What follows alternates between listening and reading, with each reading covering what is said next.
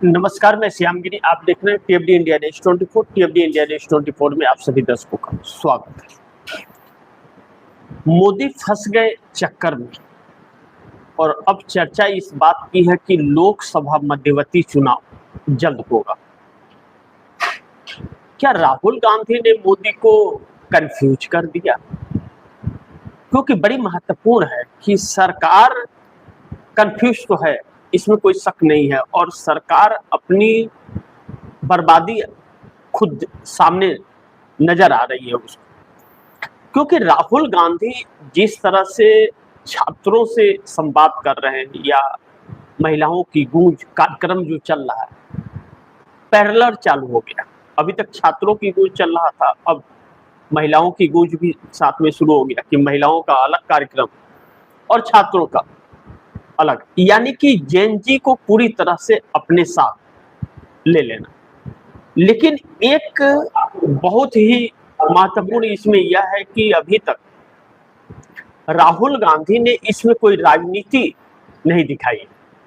हालांकि राहुल गांधी एक राजनीतिक नेता है, कांग्रेस के चेहरे हैं, लेकिन इस कार्यक्रम में वोट की बात नहीं होती कि आप मुझे वोट दो, मैं आपके साथ हूं, मैं ये करूंगा वो करूंगा, नहीं। जो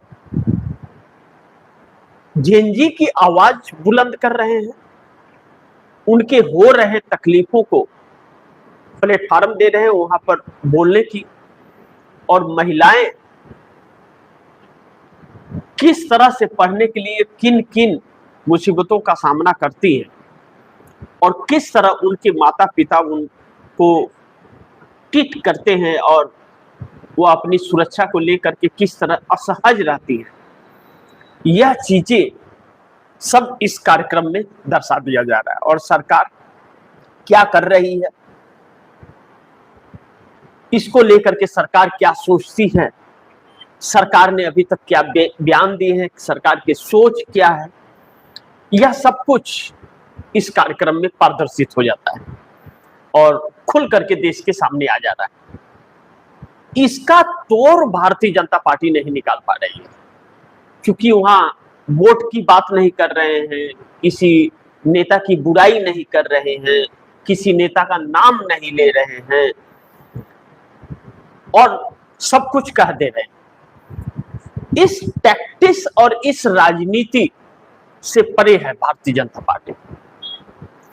अब बड़ी महत्वपूर्ण यह है कि जैसा मैंने कहा कि मोदी चक्कर में फंस गए हैं, तो चक्कर में फंसने का तात्पर्य यह है कि मोदी अपने भाषणों में हमला करते हैं, भाषण देते हैं, वह सरकार के लेखा जोखा को नहीं रखते, लेखा जोखा नहीं बताते, वह तैयारी नहीं करते, वह बताते नहीं लोगों को कि उनका ब्लूप्रिंट क्या है, आखिर 5 सालों में क्या करने वाले हैं, या फिर 12 सालों में उन्होंने देश के लिए क्या किया, या जिसे वादा किया था युवाओं से 2 करोड़ युवाओं को रोजगार देने का, उसका क्या हुआ।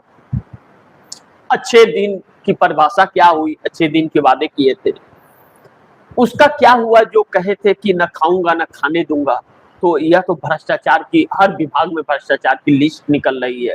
खुद पीएम केयर फंड पे 8,500 करोड़ पर कुंडी मार के बैठे हुए हैं। यह प्रचार प्रसार बस हो रहा है चेहरे चमकाने की, लेकिन 12 सालों में किया क्या यह नहीं बता रहे हैं। जो बच्चे परेशान है, 76% से ज्यादा लोग बेरोजगार हैं, उनको लेकर के क्या इनका प्लान है, कैसे क्या करेंगे, यह सारी चीजें कुछ भी नहीं कर पा रहे हैं और इसी की राहुल बात कर रहे हैं। अब दूसरा महत्वपूर्ण बिंदु कि मोदी 2047 की बात कर रहे हैं। 2047 की छोड़िए, आपने अभी तक क्या किया 12 सालों में, आपने जो कहा था उसका क्या हुआ। अब 2047 तक आज जो जेनजी है, ना तो वो रहेगा और ना तो मोदी रहेंगे। आज जो 35-40 साल का युवा है, जेनजी में जो 35-40 साल तक आ रहे हैं, 2047 तक रहेंगे, इस बात की क्या गारंटी है। मोदी का रहेंगे या सरकार रहेगी, इसकी क्या गारंटी है। तो वह सपना किसके लिए और किस तरह उस सपना को, क्या इसी तरह लोगों को बेरोजगार करके, इन बातों से लोग इसकी चर्चा कर रहे हैं और मोदी कंफ्यूज है। मोदी को तो सिर्फ सत्ता चाहिए, क्योंकि इनके गुनाह इतने हैं कि कुर्सी से हट के यह रह नहीं पाएंगे। सबसे महत्वपूर्ण यह है कि कुर्सी से हटने के बाद मोदी के लिए बहुत बड़ा संकट पैदा होने वाला है और इनके साथ के कुछ लोगों के लिए बहुत संकट पैदा होने वाला है।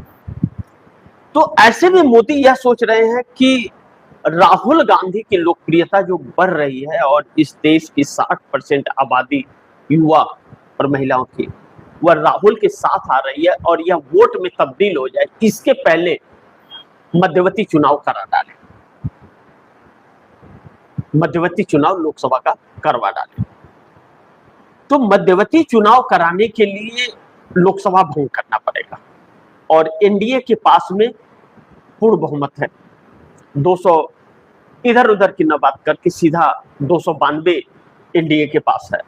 उधर 26 आए गए उसकी बात छोड़ देते, कौन आएगा कौन जाएगा उसकी बात छोड़ देते। मौजूदा वक्त में 292 तो है ही, जो 2024 लोकसभा चुनाव के बाद से 292 चल रहे हैं उतना तो है ही है।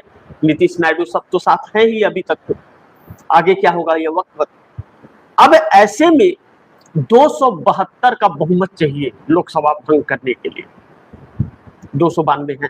तो अगर लोकसभा मध्यवर्ती चुनाव की तरफ जा रहे हैं तो क्या वह 272 वोट करेंगे कि हाँ ठीक है हम 3 साल पहले मध्यवर्ती चुनाव में जाएंगे? क्यों मध्यवर्ती चुनाव में जाएंगे? यह इस सवाल का जवाब उन्हें देना पड़ेगा अपने सहयोगी दलों को, क्योंकि सहयोगी दल तो समर्थन दे रहे हैं उनको। तो सहयोगी मोदी तो परेशान इसलिए है क्योंकि उनके पास बहुमत नहीं है। कभी नीतीश कुमार इधर निकलते हैं, कभी चंद्रबाबू नायडू उधर निकलते हैं, कभी कोई निकलने की कोशिश करता है। तो फिर इसीलिए वो कराना चाहते हैं कि भारतीय जनता पार्टी का पूरा बहुमत आ जाए, यानी कि सहयोगी दलों से उन्हें कोई मतलब नहीं है नरेंद्र मोदी को।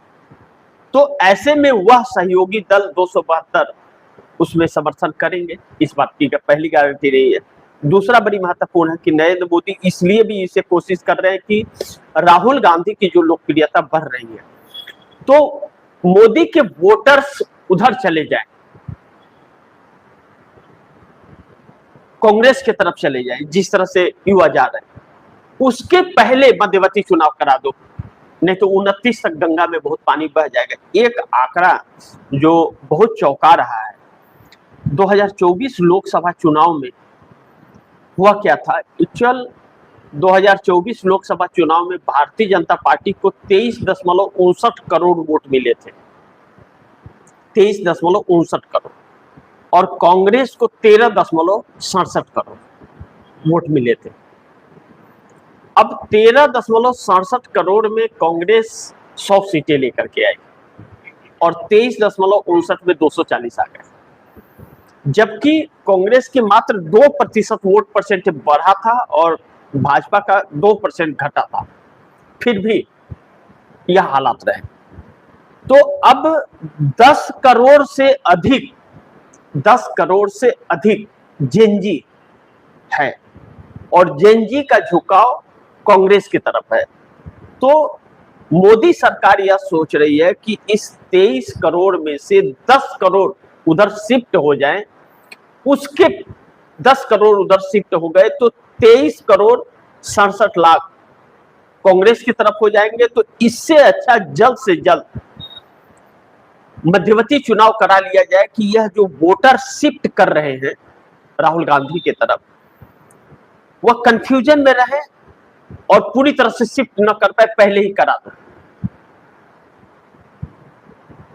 फिर से समझिए आप दर्शक, 2024 लोकसभा चुनाव में कांग्रेस को 13 करोड़ 67 लाख वोट मिले थे और भाजपा को 23 करोड़ 59 लाख वोट मिले थे। अब जेनजी की संख्या 10 करोड़ से ऊपर है, 10 से 12 करोड़ मान लीजिए, तो यह 10 करोड़ ही मान ले। 10 करोड़ अगर कांग्रेस की तरफ शिफ्ट होती है तो कांग्रेस 23 करोड़ 67 लाख हो जाएगी और बीजेपी 13 करोड़ 59 लाख पर रह जाएगी, यानी कि फासला बहुत बड़ा हो जाएगा। और कांग्रेस का थोड़ा सा वोट प्रतिशत बढ़ता है तो उसकी सीटें बढ़ जाती है, क्योंकि भाजपा और कांग्रेस में बहुत कम अंतर होता है हार जीत का, क्योंकि यह दोनों मिलकर के 3 से 350 सीट आमने सामने लड़ते हैं। मेन लड़ाई उसी 300-350 सीटों की होती है, बाकी तो सहयोगी दल यह सब रहते हैं, लेकिन 350 सीटें तकरीबन 300 से 350 कांग्रेस और भाजपा आमने सामने पूरे देश में लड़ती है। तो ऐसे में कांग्रेस की तरफ अगर युवाओं ने शिफ्ट किया तो भाजपा बहुत मुश्किल में आ जाएगी, 50-60 पर आ जाएगी, क्योंकि हार जीत का अंतर बहुत कम है इसका। तो फिर इसलिए मोदी सरकार यह सोच रही है कि मध्यवर्ती चुनाव करा ले, कि वोटर शिफ्ट हो उधर उसके पहले करा ले, क्योंकि विपक्ष के वोट काट तो दिए हैं, लेकिन भाजपा के ही वोटर भाजपा के खिलाफ हो गए हैं। तो फिर ऐसे में किसी भी तरह मध्यवर्ती चुनाव करा लिया जाए, तो इसके लिए जो सहयोगी दल है वह साफ होने जरूरी है। लेकिन यह मोदी फंसे हुए हैं। राहुल गांधी ने जैसे मोदी को कंफ्यूज कर दिया है पूरी तरह से। मोदी समझ नहीं पा रहे मध्यवर्ती चुनाव कराएं या नहीं कराएं, सहयोगी दल साथ देंगे या नहीं देंगे लोकसभा के अंदर। और ऐसे में अब मोदी की बत्ती गुल तो हुई है, लेकिन मोदी अकेले पड़ गए। मोदी अकेले पड़ गए हैं और राहुल गांधी ने मोदी का दिमाग जो है ना वह घुमा दिया। अब उनका दिमाग काम करना बंद कर दिया। तो ऐसे में राहुल गांधी ने एक झटके में महिलाओं की गूंज और छात्राओं की गूंज करके मोदी का सिंहासन हिला दिया। राजा अलग थलग पड़ गया है, क्योंकि उसका सबसे बड़ा ताकत युवा पीढ़ी और महिला उसका साथ छोड़ रहे हैं, तो सिंहासन भी हिल रहा है। और यह राहुल गांधी के प्रयास का नतीजा है। तो झटका तो राहुल गांधी ने जबरदस्त दिया है, हिलाया है, सरकार हिली हुई है, इसमें कोई शक नहीं है। अब पूरी सरकार राहुल से बचती फिर रही है। पहली बार ऐसा हो रहा है कि जो राहुल गांधी से बचती फिर रही। एक बड़ी महत्वपूर्ण और सूचना है जो आप दर्शकों को बताना जरूर, नीति आयोग का एक आंकड़ा आ गया, रिलीज कर दिया, और नीति आयोग ने इस सरकार के लिए इतना बड़ा संकट पैदा कर दिया है कि सरकार बड़ी मुश्किल में इसलिए पड़ रही है कि नीति आयोग यह कहता है कि रोजगार को लेकर अब इस सरकार के ऊपर भरोसा नहीं रहा, तो 50% लोगों ने तो रोजगार ढूंढना ही बंद कर दिया। 50% लोगों ने रोजगार ढूंढना बंद कर दिया युवाओं में, यानी कि वह इस सरकार की असलियत को जान गए हैं कि यह फार्म फिलअप तो कराती है, पेपर लीक हो जाता है, लेकिन रोजगार देती नहीं है। यह भावना उनके अंदर आ गया है और कुछ अलग ही सोच लो, सरकार के भरोसे खाना पीना भी नहीं चल पाएगा। तो इसलिए सरकार के ऊपर भरोसा मत करो, सरकार को छोड़ो, क्या कर रही नहीं कर रही, अपने निजी जीवन में कुछ और विकल्प तलाशो। तो वह अलग अलग विकल्प तलाश रहे हैं, खेती करे क्या करे, तो सामान बड़ी महंगे हैं, बिक नहीं रहे हैं, उतने भर्ती जो खेत में लगा रहे हैं नहीं मिल रहा है, तो इससे निराश सरकार से हुआ हो रहा है। दूसरी तरफ जो युवा पढ़ रहे हैं, अभी 18 साल से लेकर के 25 साल और 30 साल के बीच के हैं, जिन्हें रोजगार मिलने के चांसेज हैं, तो उनके पेपर लीक हो रहे हैं, तो उनके 3 टाइम जो उनको मिलता है, मौका मिलता है, वह 3 टाइम पेपर लीक में गुजर जाता है। ऐसे में उनका भविष्य भी दांव पर लग जाता है। तो ऐसों की संख्या बहुत ज्यादा हो जा रही है। अब इन सभी के बीच परिस्थितियां ऐसी बन गई कि तकरीबन 18 करोड़ युवा अब इस सरकार से सिर्फ रोजगार न मिलने के कारण और इस सरकार के झूठे वादे से इससे दूर हो गए। ऐसे में राहुल गांधी की जो यह कार्यक्रम एक चल रहा है, यह राहुल गांधी का इन्वेस्टमेंट प्लान है, छात्रों की गूंज या महिलाओं की गूंज, और बहुत सादगी से, ऐसी सादगी कभी किसी ने देखी नहीं थी, राजनीति के अंदर तो नहीं दिखी थी। और राजनीति की परिभाषा राहुल गांधी बदल रहे हैं कि जिस तरह 20 जुलाई को जब छात्रों के ऊपर सरकार ने हमले कराए और छात्र संसद के गेट तक पहुंच गए। उसके बाद राहुल गांधी प्रधानमंत्री आवास के बाहर जाकर के धरना प्रदर्शन पर बैठ गए, छात्रों के लिए खड़े हो गए सीना तान करके, और उनको अरेस्ट भी किया गया, वहां पर डिटेन किया गया। या फिर राहुल गांधी जिस तरह से छात्रों की गूंज कर रहे हैं, या साहिल को लेकर के एफआईआर करने के लिए 7.5 घंटा थाने में बैठे रह गए, या जिस तरह से और भी बाकी सभी मुद्दों को उठाते हैं, एक भरोसा जैसे जैसे इधर राहुल गांधी की तरफ लोगों का जग रहा है, वैसे वैसे मोदी की मुश्किलें बढ़ रही है और मोदी का दिमाग भी चकरा रहा है। झटका लग रहा है कि अब इसे जल्द से जल्द मध्यवर्ती चुनाव में चला जाए, वरना देश की जनता पूरी, हमारे सभी वोटर अगर खिलाफ हो गए तो फिर समस्या खड़ी हो जाएगी। इसलिए अभी जनता कंफ्यूजन में है, जाए उधर या न जाए, इधर रहे या उधर जाए, इस बीच में ही करा लो। जैसे अटल बिहारी वाजपेयी ने 6 महीना पहले चुनाव करा लिया था साइनिंग इंडिया के नाम पर, कि साइनिंग इंडिया के नाम पर वोट मिल जाएगा, लेकिन दांव उल्टा पड़ गया 2004 में और यूपीए की गवर्नमेंट आ गई, मनमोहन सिंह मुख्यमंत्री प्रधानमंत्री बन गए। अब इन सब के बीच यह दांव उल्टा भी पड़ सकता है। लेकिन दूसरा एक और वो आ रहा है कि लोकसभा मानसून सत्र जो खत्म हुआ है, उस मानसून सत्र को लेकर के राष्ट्रपति ने अभी तक ऐलान नहीं किया। यह इससे यह लग रहा है कि क्या मोदी सरकार मानसून सत्र को फिर पार्ट 2 में लेकर के आएगी, विशेष सत्र बुलाएगी, क्योंकि अगर राष्ट्रपति ने कर दिया होता तो फिर शीतकालीन सत्र नवंबर में आता। इसका मतलब कि डिलिमिटेशन के लिए अभी भी प्रयासरत है, यह सरकार प्रयास कर रही है, क्योंकि नवंबर के बाद फिर नहीं होगा। करना है तो इधर ही करना पड़ेगा, क्योंकि उस समय फिर उत्तर प्रदेश सहित कई राज्यों के चुनाव आ जाएंगे, उसके बाद में जी सम्मेलन भी होना है, तो फिर नहीं हो पाएगा। तो सरकार इसमें भी लगी हुई है। तो इसमें लगी है तो 2 लोग हैं बड़ी महत्वपूर्ण, शरद पवार और डीएमके के स्टालिन, 22 सांसद वाला, और शरद पवार 8 सांसद वाला, यह 30 सांसद। इन 30 सांसदों के बाद भी 362 हो जाएगा, इसकी गारंटी नहीं है। इसके लिए नायडू का भी साथ रहना जरूरी है, नायडू से बात बिगड़ रही है। तो इन सब के बीच मोदी का सिंहासन हिल रहा है, राजा अलग थलग पड़ा हुआ है, झटके भी लग रहे हैं, कंफ्यूजन भी बना हुआ है, दिमाग चकरा भी रहा है।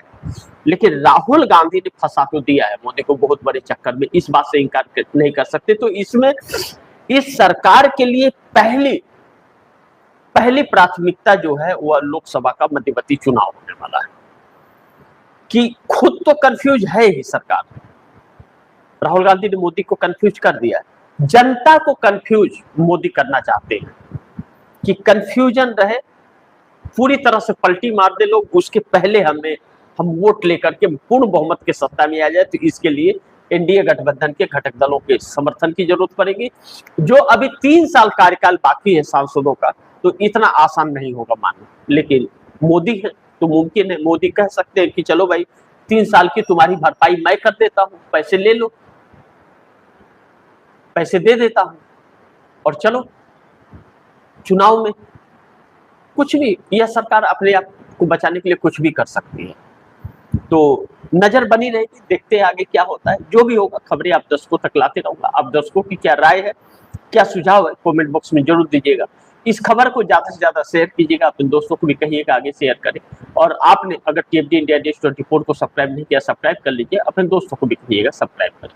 मिलते हैं अगली खबर के साथ, तब तक के लिए नमस्कार।